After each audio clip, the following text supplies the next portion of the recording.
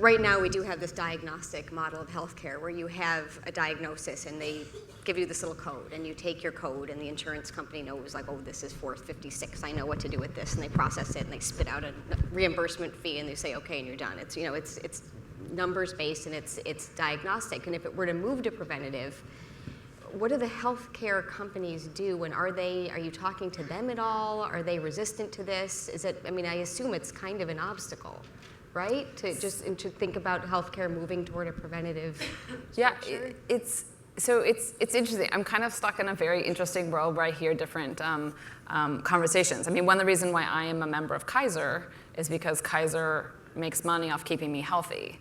Like when I thought of doing a home birth, you know, Kaiser was like, this is great, do a home birth. And Stanford was like, that's horrible. This is a horrible idea. So I think that, again, that's sort of reflective of the system. The day after, or the week after Obama was reelected, we actually had, you know, an insurance company that we met with, and they came in, they're like, look, this, you know, healthcare reform is here to stay. It looks like we really have to keep people healthy, and we really have no idea how. Like, do you know how? Wow.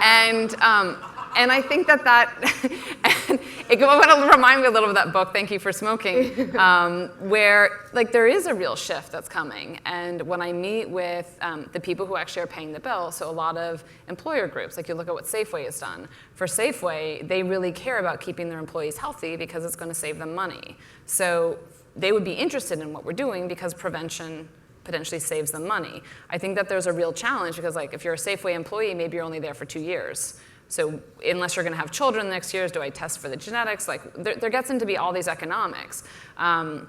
You know, one interesting tidbit, like I remember meeting with someone in the government and I asked like, why don't we just like pay everyone $1,000 if they're on Medicare to lose weight? And they're like, well, it's actually cheaper for them to die of a heart attack than of cancer. And I think, again, like it's just an important reminder for people, like that is how the healthcare system works. And I think that's why this whole trend about the consumerization of healthcare, it just reminds you, like you have to take care of yourself because like the system around you is not necessarily aligned with your incentives.